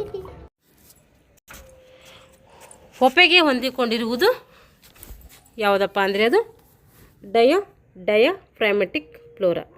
ಕುತ್ತಿಗೆಯಲ್ಲಿ ಇರುವುದು ಸರ್ವಿಕಲ್ ಫ್ಲೋರಾ. ನೋಡ್ರಿ ಈ ಫ್ಲೋರಾಗಳನ್ನು ಬಿಟ್ಕೋಬೇಕು. ಇವು ಪಕ್ಕೆಲುಬುಗಳಿಗೆ ಹೊಂದಿಕೊಂಡಿರೋದು ಕ್ಯಾಸ್ಟಲ್ ಫ್ಲೋರಾ. ಹೊಪ್ಪೆಗೆ ಹೊಂದಿಕೊಂಡಿರುವುದು ಡಯಾಫ್ರಾಮ್ಯಾಟಿಕ್ ಫ್ಲೋರಾ. ಕುತ್ತಿಗೆಯಲ್ಲಿರುವುದು ಸರ್ವಿಕಲ್ ಫ್ಲೋರಾ. ಪೆರೈಟಲ್ ಫ್ಲೋರಾ ಇದು ಎದೆಗೆ ಹೊಂದ್ಕೊಂಡಿದೆ. ಇದೇನು ಮಾಡಿದೆ ಎದೆಯ ಒಳಭಾಗಕ್ಕೆ ಹೊಂದ್ಕೊಂಡಿದೆ. ಹಾಗೆ ಪುಪ್ಪಸಕ್ಕೆ ಅಂಟಿಕೊಂಡಿರೋದು ವಿಸಿರಲ್ ಫ್ಲೋರಾ. ಪುಪ್ಪಸಕ್ಕೆ ಅಂಟಿಕೊಂಡಿರೋದು ವಿಸಿರಲ್ ಫ್ಲೋರಾ ಮತ್ತು ಎದೆಗೆ ಅಂಟಿಕೊಂಡಿರೋದು ಪೆರೈಟಲ್ ಫ್ಲೋರಾ. ಪಕ್ಕೆಲುಬುಗಳಿಗೆ ಹೊಂದಿಕೊಂಡಿರೋದು ಕ್ಯಾಸ್ಟಲ್ ಫ್ಲೋರಾ. ಹೊಪ್ಪೆಗೆ ಹೊಂದಿಕೊಂಡಿರುವುದು ಡಯಾಫ್ರಾಮ್ಯಾಟಿಕ್ ಫ್ಲೋರಾ. ಕುತ್ತಿಗೆ ಭಾಗದಲ್ಲಿರುವುದು ಸರ್ವಿಕಲ್ ಫ್ಲೋರಾ. ಪೆರೈಟಲ್ ಮತ್ತು ವಿಸಿರಲ್ ಫ್ಲೋರಾ ಪೊರೆಗಳ ನಡುವೆ ಯಾವಾಗಲೂ ಬರುವಂತಹ ಒಂದು ಪ್ರಕಾರದ ರಸವು ಪುಪ್ಪಸ ಮತ್ತು ಎದೆಗಳಲ್ಲಿ ಉಂಟು ಮಾಡುವಂಥ ಘರ್ಷಣೆಯನ್ನು ತಪ್ಪಿಸ್ತೈತಿ. ಪೆರೈಟಲ್ ಫ್ಲೋರಾ ಮತ್ತು ವಿಸಿರಲ್ ಫ್ಲೋರಾಗಳು ಏನು ಮಾಡ್ತಾವೆ ಅಂದರೆ ಯಾವಾಗಲೂ ಬರುವಂಥ ಒಂದು ಪ್ರಕಾರದ ರಸವು ಪುಪ್ಪಸ ಮತ್ತು ಎದೆಗಳಲ್ಲಿ ಉಂಟಾಗುವಂಥ ಘರ್ಷಣೆಯನ್ನು ಏನು ಮಾಡ್ತೇವೆ ತಪ್ಪಿಸ್ತವೆ. ವಾಯುಗಳ ವಿನಿಮಯ ನಡೆದು ಘ್ರಾಣವಾಯು ರಕ್ತದಲ್ಲಿನ ಕೆಂಪು ಗೋಲಕಗಳ ಹಿಮೋಗ್ಲೋಬಿನಿಂದ ಹೀರಲ್ಪಟ್ಟು ರಕ್ತ ಏನು ಮಾಡ್ತದೆ ಅಲ್ಲಿ ಶುದ್ಧಗೊಳಿಸ್ತೈತಿ. ನಾವು ಉಸಿರಾಡುವಾಗ ವಾಯುವಿನಲ್ಲಿ ನೈಟ್ರೋಜನ್ ಎಷ್ಟು ತಗೋತೀವಿ, ಆಕ್ಸಿಜನ್ ಎಷ್ಟು ತಗೋತೀವಿ, ಕಾರ್ಬನ್ ಡೈಆಕ್ಸೈಡ್ ಎಷ್ಟು ತಗೋತೀವಿ ಅಂತೇಳಿ ನೋಡಿ. ಇಲ್ಲಿ ಒಳ ತೆಗೆದುಕೊಳ್ಳುವಂಥ ಹವೆ ಮತ್ತು ಹೊರಗೆ ಬಿಡುವಂಥ ಹವೆ. ಒಳಗೆ ಎಷ್ಟು ದಿನ 78 ತಗೋತೀವಿ, ಹೊರಗೆ ಬಿಡೋದು ಕೂಡ 78. ಆಕ್ಸಿಜನ್ ಎಷ್ಟು ತೊಗೋತೀವಪ್ಪ ಒಳಗಡೆ ಅಂದರೆ 20.90. ಹಾಗೆ ಹೊರಗೆ ಇಟ್ಟು ಬಿಡ್ತೀವಿ ಅಂದರೆ 16% ಹೊರಗೆ ಬಿಡ್ತೀವಿ. ಕಾರ್ಬನ್ ಡೈಆಕ್ಸೈಡು 0.64 ಅಷ್ಟು ಒಳಗೆ ತೆಗೆದುಕೊತೀವಿ. ಹೊರಗೆ ಬಿಡುವುದು 4.49 ಅಷ್ಟು ಹೊರಗೆ ಬಿಡ್ತೀವಿ. ಎದೆಗೂಡು ಅನೇಕ ಸ್ನಾಯುಗಳಿಂದಾಗಿದೆ. ಎದೆಗೂಡಿನ ಮಾಡಿದೆ ಅನೇಕ ಸ್ನಾಯುಗಳಿಂದ ಕೂಡಿದೆ. ಎದೆಗೂಡಿನ ಶ್ವಾಸನ ಕ್ರಿಯೆಯಲ್ಲಿ ಉಪಯೋಗವಂತಹ ಮುಖ್ಯ ಸ್ನಾಯುಗಳು ಯಾವಪ್ಪ ಅಂದರೆ ಅದು ಹೊಪ್ಪೆ ಮತ್ತು ಅಂತರ್ಪಕ್ಕೆಲುಬು ಸ್ನಾಯುಗಳು ಅಂಥೇಳಿ ಕೂಡ ಇವನ್ನು ಕರಿತೀವಿ. ಇವು ಮುಖ್ಯ ಸ್ನಾಯುಗಳು ಹೊಪ್ಪೆ ಮತ್ತು ಅಂತರ ಸ್ನಾಯುಗಳು ಪಕ್ಕೆಲುಬುಗಳು ಏನು ಮಾಡ್ತವೆ ಇವೇನು ಮಾಡಿದೆ ಶ್ವಾಸನ ಕ್ರಿಯೆಯಲ್ಲಿ ಉಪಯೋಗವಂಥ ಮುಖ್ಯ ಸ್ನಾಯುಗಳು ಅಂತೇಳಿ ಕರಿತೀವಿ. ಒಂದು ಹೊಪ್ಪೆ, ಇನ್ನೊಂದು ಪಕ್ಕೆಲುಬುಗಳ ಸ್ನಾಯುಗಳು. ಆಮೇಲೆ ಹೊಪ್ಪೆಯು ಯಾವ ಆಕಾರದಲ್ಲಿ ಕಂಡುಬರ್ತೈತಿ ಅಪ್ಪ ಅಂದರೆ ಅದು ಗುಮ್ಮಟ ಆಕಾರದಲ್ಲಿ ಕಂಡುಬರ್ತೈತಿ. ಇದು ಅಂಕುಚನವಾದಾಗ ಚಪ್ಪಟೆಯಾಗಿರುವುದರಿಂದ ಎದೆಯ ಗೂಡಿನ ಎತ್ತರ ಏನಾಗ್ತೈತಿ ಹೆಚ್ಚುತ್ತೈತಿ. ಹೊಪ್ಪೆ ಗುಮ್ಮಟಾಕಾರ ಇದ್ದು ಅಂಕುಚನವಾದಾಗ ಚಪ್ಪಟೆಯಾಗಿರುವುದರಿಂದ ಏನು ಮಾಡ್ತದೆ ಇದು ಎದೆಯ ಗೂಡಿನ ಎತ್ತರ ಏನಾಗ್ತದೆ ಹೆಚ್ಚಾಗ್ತೈತಿ. ಆಳವಾದ ಮತ್ತು ರಭಸವಾದ ಉಚ್ಛ್ವಾಸದಲ್ಲಿ ಎದೆಯ ಪೆಕ್ಟೋರಲಿಸ್ ಮೈನರ್ ಮತ್ತು ಕತ್ತಿನ ಸ್ಕೆಲಿನಸ್ ಸ್ನಾಯುಗಳು ಏನು ಮಾಡ್ತವೆ ಸಕ್ರಿಯವಾಗಿ ಇಲ್ಲಿ ಭಾಗವಹಿಸ್ತವೆ. ಉಸಿರಾಟದ ಸಾಮಾನ್ಯ ಗತಿ ಪ್ರತಿ ನಿಮಿಷಕ್ಕೆ ಎಷ್ಟಿರ್ತದೆ ಅಂತಂದರೆ ನವಜಾತ ಶಿಶುವಿನಲ್ಲಿ ಉಸಿರಾಟ ಪ್ರತಿ ನಿಮಿಷಕ್ಕೆ 40 ಸಲ ಇರ್ತೈತೆ. 12 ತಿಂಗಳ ಶಿಶುವಿನಲ್ಲಿ ಎಷ್ಟಿರ್ತೈತೆ 30 ಸಲ ಇರ್ತೈತೆ. ಹುಟ್ಟಿದ ಮಗು ಕೇಳಿದರೆ 40, 12 ತಿಂಗಳು 1 ವರ್ಷದ ಮಗು ಅಂದರೆ 30 ಸಲ, 1 ರಿಂದ 5 ವರ್ಷದ ಮಕ್ಕಳಂದರೆ 24 ಸಲ. ಇದೇನು ಉಸಿರಾಟದ ಗತಿ. 5 ರಿಂದ 18 ವರ್ಷದ ಮಕ್ಕಳು ಕೇಳಿದರೆ 20 ಸಲ, 15 ರಿಂದ 20 ಸಲ ಯಾರಿರ್ತದೆ ಪ್ರೌಢರಲ್ಲಿ ಏನು ಮಾಡ್ತೀವಿ 15 ರಿಂದ 20 ಸಲ ಏನು ಮಾಡ್ತೀವಿ ಪ್ರತಿ ನಿಮಿಷಕ್ಕೆ ಉಸಿರಾಟ ಕಂಡುಬರ್ತೈತೆ. ಸಾಮಾನ್ಯವಾಗಿ ಗಂಡಸರಿಗಿಂತ ಹೆಂಗಸರಲ್ಲಿ ಶ್ವಾಸನದ ಗತಿ ಏನಿರ್ತದೆ ಹೆಚ್ಚಾಗಿರ್ತೈತಿ. ಇದು ಇಂಪಾರ್ಟೆಂಟ್. ಗಂಡಸರಿಗಿಂತ ಹೆಂಗಸರಲ್ಲಿ ಏನಿರ್ತೈತೆ ನಾವು ಉಸಿರಾಡುವಂಥ ಗತಿ ಏನಿರ್ತದೆ ಹೆಚ್ಚಾಗಿರ್ತೈತಿ. ಸಾಮಾನ್ಯ ಮನುಷ್ಯನಿಗೆ ಮಿನಿಟ್ ಒಂದಕ್ಕೆ ಅಂದರೆ 1 ನಿಮಿಷಕ್ಕೆ 9 ಅಂಶ ಆಮ್ಲಜನಕ ಬೇಕಾಗ್ತೈತಿ. 1 ನಿಮಿಷಕ್ಕೆ ಎಷ್ಟು ಬೇಕು 9 ನಿಮಿಷ ಆಮ್ಲಜನಕ ಬೇಕಾಗ್ತೈತೆ. ಇದಕ್ಕಾಗಿ 15 ರಿಂದ 18 ಸಲ ಏನು ಮಾಡ್ತಾನೆ ವ್ಯಕ್ತಿ ಉಸಿರಾಡ್ತಾನೆ. ಹೀಗೆ ಸಾಮಾನ್ಯ ಶ್ವಾಸನದಲ್ಲಿ ಬೇಕಾದಂಥ ಹವೆಗೆ ಏನಂತೀವಿ ಅಂದರೆ ಟೈಡಲ್ ಹವೆ ಅಂಥೇಳಿ ಕರಿತೀವಿ. ಏನಂತ ಕರಿತೀವಿ ಅದಕ್ಕೆ ಟೈಡಲ್ ಹವೆ ಅಂಥೇಳಿ ಕರಿತೀವಿ. 500 ಮಿಲಿ ಲೀಟ್ರ್ ಇರ್ತೈತೆ. 350ರಿಂದ 500 cc ಅಷ್ಟೇನು ಇರ್ತದೆ ಇದರಲ್ಲಿ ಕಂಡುಬರ್ತೈತಿ. 100 ಮೀಟರ್ ಓಟದ ಸ್ಪರ್ಧಿ ಓಡಿದ ನಂತರ ಸ್ನಾಯುಗಳು ಏನು ಮಾಡ್ತವೆ, ತೀವ್ರಗತಿಯಾಗಿ ಕೆಲಸ ಮಾಡ್ತವೆ. ಹೀಗೆ ನಡೆಯುವಂಥ ಸ್ನಾಯುಗಳಂತೀವಿ ಎನೆರೋಬಿಕ್ ಅಂತೇಳಿ ಕರಿತೀವಿ. ಎನೆರೋಬಿಕ್ ಕ್ರಿಯೆ ಅಂತೇಳಿ ಕರಿತೀವಿ. 100 ಮೀಟರ್ ಓಡಿದ ಸ್ಪರ್ಧಿ ಅಂದರೆ ಅವನ ಹತ್ರ ಏನಾಗ್ತೈತಿ, ಬೇಗ ಏನು ಮಾಡ್ತೈತೆ, ಜಾಸ್ತಿ ಕೆಲಸ ಮಾಡ್ತಾ ಇರ್ತೈತಿ. ಹೀಗೆ ನಡೆಯುವಂಥ ಸ್ನಾಯುಗಳಿಗೆ ಏನಂತೀವಿ ಅಂದರೆ ಎನೆರೋಬಿಕ್ ಕ್ರಿಯೆ ಅಂತೇಳಿ ಕರಿತೀವಿ. 100 ಮೀಟರ್ ಓಟದ ಸ್ಪರ್ಧಿಯು ಓಡಿದ ನಂತರ ಗ್ರಾಣವಾಯುವಿನ ಕೊರತೆಯನ್ನು ದೀರ್ಘ ಉಸಿರಾಟದ ಮೂಲಕ ಏನು ಮಾಡ್ತೀವಿ, ತುಂಬಿಕೊಳ್ಳುತ್ತೇವೆ. ಹೀಗೆ ಚೇತರಿಸಿಕೊಳ್ಳುವ ಅವಧಿಗೆ ಏನಂತೀವಿ, ರಿಕವರಿ ಪೀರಿಯಡ್ ಅಂಥೇಳಿ ಕರಿತೀವಿ. ಚೇತರಿಸಿಕೊಳ್ಳುವಂಥ ಒಂದು ಅವಧಿಗೆ ಏನಂತೀವಿ ಅಂದರೆ ರಿಕವರಿ ಪೀರಿಯಡ್ ಅಂತೇಳಿ ಕರಿತೀವಿ. ಉಚ್ಛ್ವಾಸ ನಂತರ ಹೆಚ್ಚಿನ ಪ್ರಯತ್ನದ ಮೂಲಕ ಸ್ವಲ್ಪ ಹವೆಯನ್ನು ಒಳಗೆ ತೆಗೆದುಕೊಳ್ತೀವಿ. ಅದಕ್ಕೇನಂತೀವಿ ಅಂದರೆ ಕಾಂಪ್ಲಿಮೆಂಟ್ರಿ ಅಂಥೇಳಿ ಕರಿತೀವಿ. ಕಾಂಪ್ಲಿಮೆಂಟ್ರಿ ಅಂತೇಳಿ ಕರಿತೀವಿ. ಸಾಮಾನ್ಯ ನಿಶ್ವಾಸದ ನಂತರ ಶ್ವಾಸಕೋಶಗಳಲ್ಲಿ ಉಳಿದಿರುವ ಸ್ವಲ್ಪ ಹವೆಯನ್ನು ಪ್ರಯತ್ನದಿಂದ ಹೊರಹಾಕುವುದಕ್ಕೆ ಅಂತೀವಿ ಸಪ್ಲಿಮೆಂಟ್ರಿ ಅಂಥೇಳಿ ಕರಿತೀವಿ. ಉಚ್ಛ್ವಾಸದ ನಂತರ ಹೆಚ್ಚಿನ ಪ್ರಯತ್ನದ ಮೂಲಕ ಸ್ವಲ್ಪ ಹವೆಯನ್ನು ತೆಗೆದುಕೊಳ್ತೀವಲ್ಲ, ಅದಕ್ಕೇನಂತೀವಿ ಕಾಂಪ್ಲಿಮೆಂಟ್ರಿ. ಒಳಗಡೆ ತೆಗೆದುಕೊಳ್ಳೋಕ್ಕೆ ಕಾಂಪ್ಲಿಮೆಂಟ್ರಿ, ಹೊರಗಡೆ ಬಿಡೋದಕ್ಕೆ ಸಪ್ಲಿಮೆಂಟ್ರಿ ಅಂತೇಳಿ ಕರಿತೀವಿ. ಸುಮಾರು 800ರಿಂದ 1200 ಮಿಲಿ ಲೀಟ್ರ್ ಇರ್ತೈತೆ. ಯಾವುದಪ್ಪ ಅಂದರೆ ಸಪ್ಲಿಮೆಂಟ್ರಿ. ಒಬ್ಬ ಮನುಷ್ಯನ ವಾಯುಗ್ರಾಹಕ ಶಕ್ತಿಯು ಟೈಡಲ್ ಪ್ಲಸ್ ಕಾಂಪ್ಲಿಮೆಂಟ್ರಿ ಮತ್ತು ಸಪ್ಲಿಮೆಂಟ್ರಿ ಹವೆಗಳ ಮೊತ್ತವಾಗಿದೆ. ಒಬ್ಬ ಮನುಷ್ಯನ ವಾಯುಗ್ರಾಹಕ ಶಕ್ತಿ ಎದುರಿದಾಗಿದೆ ಅಂದರೆ ಟೈಡಲ್ ಮತ್ತು ಕಾಂಪ್ಲಿಮೆಂಟ್ರಿ ಮತ್ತು ಸಪ್ಲಿಮೆಂಟ್ರಿ ಮೂರರದು ಏನಾಗಿದೆ, ಒಟ್ಟು ಮೊತ್ತವಾಗಿದೆ ಅಂಥೇಳಿ ನಾವು ಹೇಳ್ಬೋದು. ಮನುಷ್ಯ ಎಷ್ಟು ಜೋರಿನಿಂದ ನಿಶ್ವಾಸ ಮಾಡಿದರೂ ಸುಮಾರು 1000ರಿಂದ 12 ಮಿಲಿ ಲೀಟ್ರ್ ಏನಿರ್ತದೆ ಪುಪ್ಪಸಗಳಲ್ಲಿ ಉಳಿದಿರ್ತದೆ. ಎಷ್ಟೇ ಜೋರಾಗಿ ನಾವು ನಿಶ್ವಾಸ ಹೊರ ಹಾಕಿದರೂ ಕೂಡ ಇಲ್ಲಿರ್ತದೆ. ಎಷ್ಟಿರ್ತದೆ ಅಂದರೆ 1000ರಿಂದ 1200 ಹವೆ ಪುಪ್ಪಸದಲ್ಲಿ ಉಳಿದುಕೊಳ್ತದೆ. ಇದಕ್ಕೇನಂತೀವಿ ಶೇಷ ಹವೆ ಅಂಥೇಳಿ ಕರಿತೀವಿ. ಪುಪ್ಪಸ ಅಪಧಮನಿಯ ಮೂಲಕ ಹರಿದು ಬಂದಂಥ ರಕ್ತ ಅಶುದ್ಧವಾಗಿರ್ತೈತಿ. ಇದರಲ್ಲಿ PO2 37 mm ಮತ್ತು PCO2 46 mm Hg. ವಾಯುಕೋಶಗಳಲ್ಲಿ PO2 100 mm Hg, PCO2 40 mm Hg ಇರ್ತೈತೆ. PO2 ಅಂದರೆ ಆಮ್ಲಜನಕದ ಒತ್ತಡ ಅಂತ ಅರ್ಥ. PCO2 ಅಂದರೆ ಇಂಗಾಲದ ಡೈಆಕ್ಸೈಡ್ನ ಒತ್ತಡ ಅಂತ ಅರ್ಥ.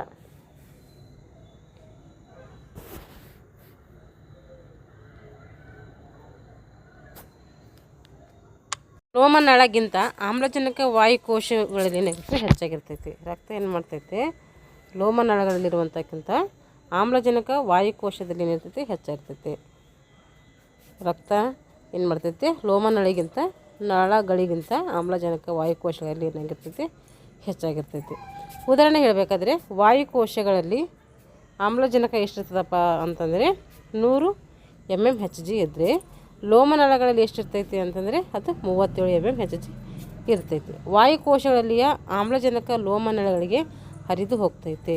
ವಾಯುಕೋಶಗಳಲ್ಲಿಯ ಆಮ್ಲಜನಕ ಏನು ಮಾಡ್ತೈತೆ, ಲೋಮನಾಳಗಳಿಗೆ ಹರಿದು ಹೋಗ್ತೈತಿ. ಅದೇ ರೀತಿ ಲೋಮನಾಳಗಳಲ್ಲಿ ಇಂಗಾಲದ ಡೈಆಕ್ಸೈಡ್ ಒತ್ತಡ ಎಷ್ಟಿರ್ತದೆ ಅಂದರೆ 46 mm Hg ಇರ್ತೈತಿ.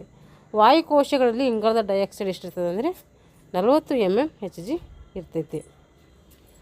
ಆಮ್ಲಜನಕದ ಕೊರತೆ ಚಟುವಟಿಕೆ ಮಟ್ಟ ಮುಂದುವರೆದರೆ ಆಮ್ಲಜನಕದ ಕೊರತೆಯಲ್ಲಿ ಚಟುವಟಿಕೆಯ ಮಟ್ಟ ಮುಂದುವರೆದರೆ ಸ್ನಾಯುವಿನ ಕಾರ್ಯವೇಗ ಹೆಚ್ಚುವಂತಹ ಕ್ರಿಯೆಗೆ ಏನಂತೀವಿ ಅನ್ಎರೋಬಿಕ್ ಅಂಥೇಳಿ ಕರಿತೀವಿ. ಅನ್ಎರೋಬಿಕ್ ಕ್ರಿಯೆ ಅಂಥೇಳಿ ಕರಿತೀವಿ. ಚಟುವಟಿಕೆ ನಿಲ್ಲಿಸಿದ ನಂತರ ಪ್ರಾಣವಾಯುವಿನ ಕೊರತೆಯನ್ನು ದೀರ್ಘ ಉಸಿರಾಟದ ಮೂಲಕ ತುಂಬಿಕೊಳ್ಳಲಾಗುವುದು. ಹೀಗೆ ಚೇತರಿಸಿಕೊಳ್ಳುವಂತಹ ಅವಧಿಗೆ ಏನಂತೀವಿ ಅಂದರೆ ರಿಕವರಿ ಪೀರಿಯಡ್ಸ್ ಅಂತೇಳಿ ಕರಿತೀವಿ. ಏನು ಮಾಡ್ತೀವಿ, ಚಟುವಟಿಕೆ ನಿಲ್ಲಿಸಿದ ಮೇಲೆ ಪ್ರಾಣವಾಯುವಿನ ಕೊರತೆ ಏನು ಮಾಡ್ತೀವಿ, ದೀರ್ಘ ಉಸಿರಾಟದ ಮೂಲಕ ಮತ್ತೆ ತುಂಬಿಕೊಳ್ತೀವಿ. ತಿರ್ಗ ಆ ಒಂದು ತುಂಬಿಕೊಳ್ಳುವಂಥ ಪ್ರಕ್ರಿಯೆಗೆ ಏನಂತೀವಿ ಅಂದರೆ ರಿಕವರಿ ಪೀರಿಯಡ್ ಅಂಥೇಳಿ ರಿಕವರಿ ಪೀರಿಯಡ್ಸ್ ಅಂಥೇಳಿ ಕರಿತೀವಿ. ಪ್ರಾಣವಾಯು ಕೇವಲ 4 ನಿಮಿಷ ಇಲ್ಲವಾದರೆ ಮೆದುಳಿಗೆ ಮೊದಲು ಏನಾಗ್ತೈತಿ, ಆಯಾಸವಾಗ್ತೈತಿ. ಅಂದರೆ ನಮ್ಮದು ಮೊದಲು ನೋಡ್ರಿ ಏನು ಮಾಡ್ತೀವಿ ಅಂದರೆ ಪ್ರಾಣವಾಯು ಪೂರೈಕೆ ಒಂದು 4 ನಿಮಿಷ ನಮಗೆ ಇಲ್ಲ ಅಂತಂದರೆ ಮೊದಲು ಏನಾಗ್ತೈತೆ, ನಮ್ಮ ಮೆದುಳು ಆಯಾಸವಾಗ್ತೈತಿ ಅಂತ ಅರ್ಥ. ಮತ್ತು ವ್ಯಕ್ತಿಯು ಸಾಮಾನ್ಯವಾಗಿ ಏನು ಮಾಡ್ತಾನೆ, ಪ್ರಾಣವಾಯು ಇಲ್ಲಾಂದರೆ 4 ನಿಮಿಷದಲ್ಲಿ ಸಾಯ್ತಾನೆ ಅಂತ ಅರ್ಥ. ಪ್ರಾಣವಾಯುವಿನ ಪೂರೈಕೆ ಪ್ರಮಾಣದಲ್ಲಿ ಕಡಿಮೆಯಾದರೆ ಮನಸ್ಸು ಕೂಡ ಏನಾಗ್ತೈತೆ, ಮಂಕಾಗ್ತೈತಿ. ಹಂಗೆ ಚೆನ್ನಾಗಿ ಗಾಳಿ ಬೆಳಕಿರಲಿಲ್ಲ ಅಂದರೆ ಏನಾಗ್ತೈತಿ, ಅಲ್ಲಿ ಮನಸ್ಸು ಕೂಡ ನಮ್ಮದೊಂಥರ ಜಿಡ್ಡು ಹಿಡ್ದಂಗೆ ಆಗ್ತೈತೆ, ಮಂಕಾಗ್ತದೆ ಅಂತ ಅರ್ಥ. ಇದಕ್ಕೇನಂತೀವಿ ಅಂದರೆ ಎನೋಕ್ಸಿಯಾ ಅಂಥೇಳಿ ಕರಿತೀವಿ. ಈ ಒಂದು ಮನಸ್ಸು ಮಂಕಾಗೋದಕ್ಕೇನಂತೀವಿ, ಅನೋಕ್ಸಿಯಾ ಅಂಥೇಳಿ ಕರಿತೀವಿ. ಸಾಕಷ್ಟು ಪ್ರಮಾಣದ ಪ್ರಾಣವಾಯು ಇಲ್ಲದಾಗ ರಕ್ತದ ತಿಳಿಗೆಂಪು ವರ್ಣವು ಹೋಗಿ ಏನು ಮಾಡ್ತೈತೆ, ಶರೀರಕ್ಕೆ ನೀಲಿ ಛಾಯೆ ಬರ್ತೈತೆ, ನೀಲಿ ಬಣ್ಣಕ್ಕೆ ತಿರುಗ್ತೈತೆ ಶರೀರ. ಇದರಿಂದ ತುಟಿ, ಬೆರಳು ತುದಿ, ಕಿವಿ ಮೊದಲಾದ ಅಂಗಗಳ ತುದಿಗಳು ಏನು ಮಾಡ್ತವೆ, ನೀಲಿಯಾಗಿ ಕಾಣ್ತವೆ. ಹೊಗೆ ಅಥವಾ ಇಂಗಾಲದ ಮೊನಾಕ್ಸೈಡ್ ನಂತರ ವಿಷಕಾರಕ ವಾಯು ಸೇವನೆಯಿಂದ ಅಂಗಾಂಗಗಳು ಏನು ಮಾಡ್ತವೆ, ಕಪ್ಪು ಕೆಂಪು ವರ್ಣಕ್ಕೆ ತಿರುಗ್ತವೆ.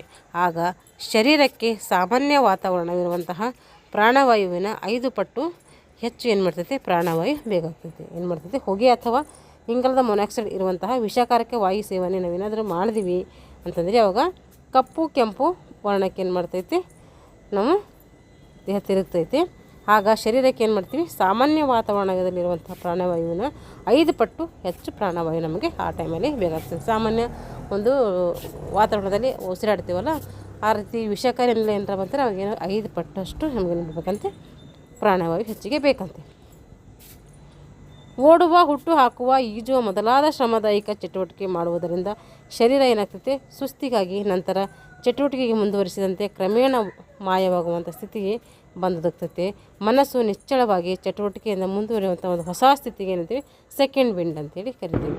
ಏನು ಓಡುವಂತಹ ಚಟುವಟಿಕೆಗಳು ಮಾಡುವಂಥ ಅಂದರೆ ಶ್ರಮದಾಯಕ ಚಟುವಟಿಕೆಯನ್ನು ಮಾಡ್ತಾ ಇದ್ದೀವಿ ಅಂದರೆ ಶರೀರ ಏನು ಮಾಡ್ತದೆ, ಸುಸ್ತಿಗಾಗಿ ನಂತರ ಚಟುವಟಿಕೆ ಮುಂದುವರಿಸಿದಂತೆ ಕ್ರಮೇಣ ಏನಾಗ್ತದೆ, ಮಾಯವಾಗುವಂಥ ಸ್ಥಿತಿಗೆ ಬಂದೊದಗ್ತೈತೆ. ಮನಸ್ಸು ನಿಶ್ಚಳವಾಗಿ ಚಟುವಟಿಕೆಯಿಂದ ಮುಂದುವರೆದಂಥ ಹೊಸ ಸ್ಥಿತಿಗೆ ಏನಂತೀವಿ, ಸೆಕೆಂಡ್ ವಿಂಡ್ ಅಂಥೇಳಿ ಕರಿತೀವಿ. ಈಗ ಮುಖ್ಯವಾದಂತಹ ಪ್ರಶ್ನೆಗಳು. ಮನುಷ್ಯ ಒಂದು ದಿನದಲ್ಲಿ ಎಷ್ಟು ಬಾರಿ ಉಸಿರಾಡ್ತಾನೆ ಅಂತಂದರೆ 15,000 ಲೀಟರ್ ಏನು ಮಾಡ್ತಾನೆ, ಉಸಿರಾಡ್ತಾನೆ. 15 ಸರಿ ಆಡ್ತಾನಂತಿರ್ಬೋದು. ಇದು ಲೀಟರ್ ಅಂತಿದೆ, ನೋಡೋಣ. ಇದೊಂದು ಯಾಕೋ ಒಂಥರ ಇದಿದೆ, ನೋಡ್ತೀನಿ, ಕನ್ಫರ್ಮ್ ಮಾಡ್ಕೊಂಡು ನಿಮಗೆ ಹೇಳ್ತೀನಿ. ಮೂಗು ಎರಡು ಹೊಳೆಗಳು ಇದರ ಭಾಗದಿಂದ ಈ ಭಾಗ ಹೋಗ್ತೈತೆ. 2 ಹೊಳೆಗಳು ಯಾವ ಭಾಗದಿಂದ ವಿಭಾಗ ಆಗ್ತದೆ, ಸೆಪ್ಟೆಂದಿಂದ ವಿಭಾಗ ಆಗ್ತೈತೆ. ಎಣ್ಣೆಯ ಗ್ರಂಥಿಗಳು ಮತ್ತು ಶ್ಲೇಷ ಪೊರೆ ಇರುವುದು ಎಲ್ಲೆಂದರೆ ಅದು ಮೂಗಿನಲ್ಲಿ. ಮೂಗಿನ ಒಳಭಾಗದ ಪೊಳ್ಳು ಪ್ರದೇಶ ಈ ಪೊರೆಯಿಂದ ಆಚ್ಛಾದಿತವಾಗಿದ್ದರೆ ಮ್ಯೂಕಸ್ ಎಂಬ ಮೆಂಬ್ರೇನಿಂದ ಏನಾಗಿದೆ, ಆಚ್ಛಾದಿತವಾಗಿದೆ. ಸ್ಕ್ವಾಮಸ್, ಸಿಲಿಯೇಟೆಡ್ ಮತ್ತು ಎಪಿಥಿಲಿಯಸ್ ಕೋಶಾಂಗಗಳಿರುವುದು ಎಲ್ಲಿ ಅಂದರೆ ಅದು ಶ್ವಾಸನ ಪ್ರದೇಶದಲ್ಲಿ ಕಂಡುಬರ್ತವೆ. ಮೂಗಿನ ಹಿಂದೆ ಇರುವಂತಹ ನಳಿಕೆಗೆ ಅಂತೀವಿ ನೆಸೋಪ್ಯಾರಿಕ್ಸ್ ಅಂತೇಳಿ ಕರಿತೀವಿ. ಓರೋಪ್ಯಾರಿಕ್ಸ್ ಇರ್ತಂದರೆ ಬಾಯಿಯ ಹಿಂದುಗಡೆ ಇರ್ತೈತೆ. ಲ್ಯಾರಿಂಜೋಪ್ಯಾರಿಕ್ಸ್ ಕೂಡ ಇದೇನಾಗ್ತದೆ, ದೊನ್ನಿಪೆಟ್ಟಿಗೆ ಹಿಂದುಗಡೆ ಇರ್ತೈತೆ. ಶ್ವಾಸನಾಳದ ಮೇಲ್ತುದಿ ಮತ್ತು ಗಂಟಲಿನ ಕೆಳಗೆ ಇರುವುದು ಯಾವುದಂದರೆ ಅದು ಗಂಟಲು. ಶ್ವಾಸನಾಳದ ಮೇಲ್ತುದಿ ಮತ್ತು ಗಂಟಲಿನ ಕೆಳಗಿರುವುದು ಗಂಟಲು. ಸಾಮಾನ್ಯವಾಗಿ ಗಂಟಲು ಎಷ್ಟು ಉದ್ದ ಇರ್ತದೆ ಅಂತಾರೆ, 5 ಇಂಚು ಇರ್ತೈತೆ. ಧ್ವನಿಪೆಟ್ಟಿಗೆಯಲ್ಲಿರೋ ಒಟ್ಟು ಮೃದುವಸ್ಥಿ ಮಣಿಗಳು ಎಷ್ಟಪ್ಪ ಅಂದರೆ ಅವು 9 ಮಣಿಗಳಿರ್ತವೆ. ಇವು ಧ್ವನಿಪೆಟ್ಟಿಗೆಯಲ್ಲಿರುವ ಜೋಡಿ ಮಣಿಗಳಾಗಿವೆ. ಅರಿಟೋನೋಯಿಡ್, ಕ್ಯೂನಿಫಾರ್ಮ್ ಮತ್ತು ಕೋರ್ನಿಕ್ಯುಲೇಟ್ ಎಂಬ 3 ಏನಿದ್ದಾವೆ, ಜೋಡಿ ಮಣಿಗಳಿದ್ದಾವೆ. ಧ್ವನಿಪೆಟ್ಟಿಗೆಯಲ್ಲಿರುವ ಒಂಟಿ ಮಣಿಗಳಿವು ಥೈರಾಯ್ಡ್, ಕ್ರಿಕೋಯಿಡ್ ಮತ್ತು ಎಪಿಗ್ಲಟಿಸ್. ಇವೇನು ಧ್ವನಿಪೆಟ್ಟಿಗೆಯಲ್ಲಿರುವಂಥ ಒಂಟಿ ಮಣಿಗಳಿವು. ಎಪಿಗ್ಲಟಸ್ ಪಟಲ ಇರುವುದು ಭಾಗದ ಧ್ವನಿಪೆಟ್ಟಿಗೆ ಥೈರಾಯ್ಡ್ ಮೃದುವಸ್ಥಿಯಲ್ಲಿ ಏನು ಮಾಡ್ತೀವಿ, ಎಪಿಗ್ಲಟಸ್ ಪಟಲ ಕಂಡುಬರ್ತೈತೆ. ಸ್ವರ ತಂತುಗಳು ಉತ್ಪತ್ತಿಯಾಗುವಂಥ ಭಾಗ ಯಾವುದಂದರೆ ಅದು ಧ್ವನಿಪೆಟ್ಟಿಗೆ. ವೋಕಲ್ ಕಾರ್ಡ್ ಇರುವುದು ಧ್ವನಿಪೆಟ್ಟಿಗೆಯಲ್ಲಿ. ಧ್ವನಿಪೆಟ್ಟಿಗೆ ಆಕಾರ ಯಾವ ಆಕಾರ ಇದೆ ಅಂದರೆ ಅದು ವಿ ಆಕಾರವನ್ನು ಹೊಂದಿದೆ. ನಾವು ಆಹಾರವನ್ನು ನುಂಗಿದಾಗ ಥೈರಾಯ್ಡಿನಲ್ಲಿರುವಂಥ ಈ ಪಟಲವು ಶ್ವಾಸನಾಳವನ್ನು ಮುಚ್ಚುವುದರಿಂದ ಆಹಾರ ಶ್ವಾಸನಾಳಕ್ಕೆ ಬರದಂತೆ ತಡೆಯುತ್ತೈತೆ. ಯಾವಾಗಂದರೆ ಎಪಿಗ್ಲಟಿಸ್ ಎಂಬ ಏನು ಒಂದು ಭಾಗದಿಂದ. ಎಪಿಗ್ಲಟಿಸ್ ಅದು ಕಿರುನಾಲಿಗೆ ಇರುತ್ತಲ್ಲ, ಆ ಒಂದು ಕಿರುನಾಲಿಗೆ ಏನು ಮಾಡ್ತೈತೆ, ನಮ್ಮ ಆಹಾರ ನುಂಗಿದಾಗ ಅದು ಶ್ವಾಸನಾಳಕ್ಕೆ ಹೋಗೋದಂತೆ ತಡಿತೈತೆ. ಶ್ವಾಸನಾಳ ಅಥವಾ ಶ್ವಾಸನಾಳಕ್ಕೆ ತ್ರೇಚ ಇರುವುದು ಎಲ್ಲಿ ಅಂದರೆ ಎದೆಯ ಗೂಡಿನೊಳಗಡೆ ಇರ್ತೈತೆ. ತ್ರೇಚ ಎಲ್ಲಿರ್ತೈತೆ ಅಂದರೆ ಇದು ಎದೆಯ ಗೂಡಿನೊಳಗೆ ಇರ್ತೈತೆ. ಸಿಲಿಯಾ ಎಂಬ ಕೋಶಗಳು ಇಲ್ಲಿ ಇರ್ತವೆ. ಸಿಲಿಯಾ ಎಂಬ ಕೋಶಗಳು ಶ್ವಾಸನಾಳದಲ್ಲಿ ಇರ್ತೈತೆ. ಶ್ವಾಸನಾಳಿಕೆಯ ಉದ್ದ ಎಷ್ಟಿರ್ತದೆ 10ರಿಂದ 12 ಸೆಂಟಿಮೀಟ್ರ್ ಇರ್ತೈತೆ. ವ್ಯಾಸ ಕೇಳಿದರೆ 2.5 ಸೆಂಟಿಮೀಟ್ರ್ ಇರ್ತೈತೆ. ಸುಮಾರು 16ರಿಂದ 20ರಷ್ಟು ಸಿಹಿ ಆಕಾರದ ಮೃದ್ವಸ್ಥಿ ಮಣೆಗಳಿಂದಾದಂಥ ಭಾಗ ಯಾವುದಪ್ಪ ಅಂದರೆ ಅದು ಶ್ವಾಸನಾಳ. ಬ್ರೊಂಕೈ ಇರುವುದು ಎದೆಯ 5ನೆಯ ಪಕ್ಕೆಲುಬುಗಳ ಮಧ್ಯದಲ್ಲಿ ಏನು ಬರ್ತೈತೆ, ಬ್ರೊಂಕೈ ಕಂಡುಬರ್ತೈತೆ. ಶ್ವಾಸಕೋಶಗಳಿರುವುದು ಎಲ್ಲಿ ಅಂದರೆ ಅದು ಎದೆಯ ಗೂಡಿನಲ್ಲಿ ಏನು ಮಾಡ್ತೇವೆ, ಶ್ವಾಸಕೋಶಗಳು ಕಂಡುಬರ್ತೈತೆ. ವಾಯುಕೋಶಗಳಿರುವುದು ಬ್ರಂಕ್ಯೂಲರ್ಗಳ ತುದಿಯಲ್ಲಿ ಏನು ಮಾಡ್ತೇವೆ, ವಾಯುಕೋಶಗಳು ಕಂಡುಬರ್ತವೆ. ದೇಹದಲ್ಲಿ ಅನಿಲ ವಿನಿಮಯ ನಡೆಯುವಂಥ ಜಾಗ ಯಾವುದಂದರೆ ವಾಯುಕೋಶ. ಏನು ಮಾಡ್ತೈತೆ, ಅನಿಲಗಳ ವಿನಿಮಯ ನಡೀತೈತೆ. ವ್ಯಾಯಾಮದ ಸಮಯದಲ್ಲಿ ಶ್ವಾಸನದ ವೇಗ ಹೆಚ್ಚಾಗುವಂಥ ಒಂದು ಕಾರಣ ಯಾವುದಪ್ಪ ಅಂತಂದರೆ ಅದು ಅಂಗಾರಾಮ್ಲ ವಾಯು. ಏನು ಮಾಡ್ತೈತಿ, ವ್ಯಾಯಾಮ ಸಮಯದಲ್ಲಿ ಶ್ವಾಸನದ ವೇಗ ಹೆಚ್ಚು ಮಾಡೋದಕ್ಕೆ ಇದೊಂದು ಅಂಗಾರಾಮ್ಲ ಕಾರಣವಾಗ್ತೈತಿ. ಶುದ್ಧ ರಕ್ತವನ್ನು ದೇಹದೊಳಗೆ ತರುವಂಥ ಹೃದಯದ ಭಾಗ ಯಾವುದಂದರೆ ಅದು ಫುಪ್ಪಸ ಅಭಿಧಮನಿ. ಇದೇನು ಮಾಡ್ತೈತೆ, ಶುದ್ಧವಾದಂಥ ಗಾಳಿ ಹೃದಯಕ್ಕೆ ತರ್ತೈತೆ. ಡಯಾಫ್ರಾಮ್ಯಾಟಿಕ್ ಫ್ಲೋರಾ ಹೊಂದಿಕೊಂಡಿರುವುದು ಒಪ್ಪೆಗೆ. ಹಾಗೆ ಸಾಮಾನ್ಯವಾಗಿ ಮನುಷ್ಯನ ಶ್ವಾಸ ತೆಗೆದುಕೊಳ್ಳುವಂಥ ವಾಯುವಿನಲ್ಲಿರುವ ನೈಟ್ರೋಜನ್ ಮತ್ತು ಆಕ್ಸಿಜನ್ ಎಷ್ಟಂದರೆ 78. ನೈಟ್ರೋಜನ್, ಆಕ್ಸಿಜನ್ ಎಷ್ಟಂದರೆ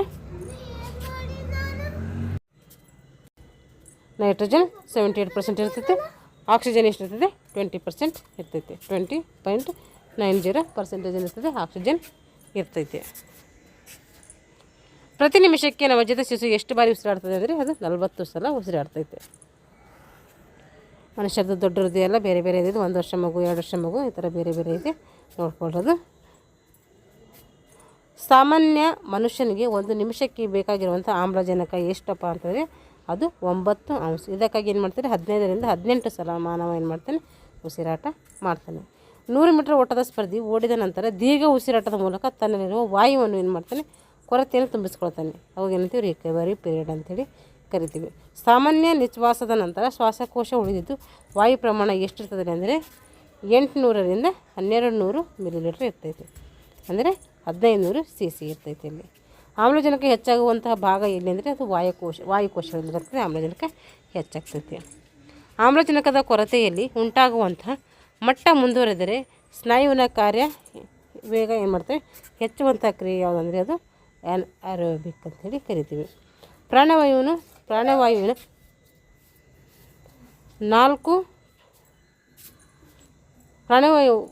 4 ನಿಮಿಷ ಇಲ್ಲವಾದರೆ ಮೊದಲು ಅಪಾಯವಾಗುವಂಥ ಭಾಗ ಯಾವುದಪ್ಪ ಅಂತ ಹೇಳಿದರೆ ಅದು ಮೆದುಳು. ಯಾವ ಭಾಗ ಅಪಾಯ ಆಗ್ತೈತೆ, ಅದು ಮೆದುಳಿನ ಭಾಗ ಅಪಾಯವನ್ನು ತರ್ತೈತೆ. ತುಟಿ, ಬೆರಳು, ತುದಿ, ಕಿವಿ ಮುಂತಾದ ಅಂಗಗಳ ತುದಿಗಳು ನೀಲಿಯಾಗಿ ಕಾಣುವುದಕ್ಕೆ ಕಾರಣ ಅಂದರೆ ಸಾಕಷ್ಟು ಪ್ರಮಾಣದಲ್ಲಿ ಪ್ರಾಣವಾಯು ಇಲ್ಲದಿದ್ದಾಗ. ಶ್ರಮದಾಯಕ ಚಟುವಟಿಕೆಯಿಂದ ಶರೀರ ಸುಸ್ತಿಗಾಗಿ ನಂತರ ನಿಶ್ಚಲವಾಗಿ ಚಟುವಟಿಕೆಯಿಂದ ಮುಂದುವರೆದರೆ ಅವಂಥ ಹೊಸ ಸ್ಥಿತಿಗೆ ಏನಂತೀವಿ ಅಂದರೆ ಸೆಕೆಂಡ್ ವಿಂಡ್ ಅಂತೇಳಿ ಕರಿತೀವಿ. ದೇಹದಲ್ಲಿರುವ ಗಾಳಿಯ ಗೂಡುಗಳು ಯಾವಂದರೆ ಶ್ವಾಸಕೋಶಗಳು. ವಾಯುಗ್ರಾಹಕ ಶಕ್ತಿಯನ್ನು ಅಳೆಯುವ ಉಪಯೋಗಿಸುವ ಸಾಧನ ಯಾವುದಂದರೆ ಅದು ಸ್ಪೈರೋಮೀಟರ್. ಉಸಿರು ಚೀಲ ಎಂಬ ಹೆಸರು ಪಡೆದಿರುವಂಥ ಅಂಗ ಶ್ವಾಸಕೋಶಗಳು.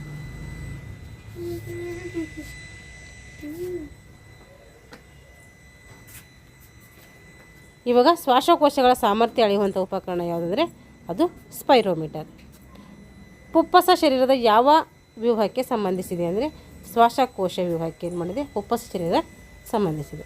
ಕೆಲವೊಂದು ಸಲ ಶಾರೀರಿಕ ಚಟುವಟಿಕೆಗಳು ಪ್ರಾಣವಾಯು 0.2 ವಿನಾ ಕೊರತೆಯಲ್ಲಿಯೂ ಮಾಡ್ತೀವಿ. ಇದಕ್ಕೆ ಹೇಗೆಂತೀವಿ ಅಂದರೆ ಪ್ರಾಣವಾಯುವಿನ ಋಣ ಅಂಥೇಳಿ ಕರಿತೀವಿ. ಇದು 0.2 ಅಲ್ಲ, O2 ಇರ್ಬೋದು. ಇದು ಇನ್ನು ಕೆಲವೊಂದು ಸಲ ಶಾರೀರಿಕ ಚಟುವಟಿಕೆಗಳು ಪ್ರಾಣವಾಯು O2ನೇ ಇದು ಕೊರತೆಯಲ್ಲಿಯೂ ಕೂಡ ಏನು ಮಾಡ್ತೀವಿ. ಇದಕ್ಕೆ ಏನಂತೀವಿ ಅಂದರೆ ಪ್ರಾಣವಾಯುವಿನ ಋಣ ಅಂಥೇಳಿ ಕರಿತೀವಿ. ಅಂದರೆ ಆಕ್ಸಿಜನ್ ಡೆಪ್ಟ್ ಅಂಥೇಳಿ ಕರಿತೀವಿ. ಇಲ್ಲಿಗೆ ಏನಾಯ್ತು ಅಂದರೆ ಶ್ವಾಸಾಂಗ ವ್ಯೂಹದ ಬಗ್ಗೆ ಸಂಪೂರ್ಣವಾಗಿ ತಿಳ್ಕೊಂಡಿದ್ದೀವಿ. ನೀವು ಒಂದು ಬಿಟ್ಟು 2 ಸರಿ ಇದನ್ನು ಓದ್ಕೊಂಡ್ರೆ ನಮಗೆ ಏನಾಗ್ತದೆ, ಈಸಿ ಆಗ್ತೈತೆ. ಮುಂದಿನ ತರಗತಿಯಲ್ಲಿ ಏನು ಮಾಡೋಣ, ಮುಂದುವರೆದಂಥ ಲೆಸನನ್ನು ಕುರಿತು ತರಗತಿಯನ್ನು ಮಾಡೋಣ ಅಂತ ಹೇಳ್ತಾ ಇಲ್ಲಿಗೆ ಈ ತರಗತಿಯನ್ನು ಮುಗಿಸ್ತಾ ಇದ್ದೀನಿ. Thanks for watching all.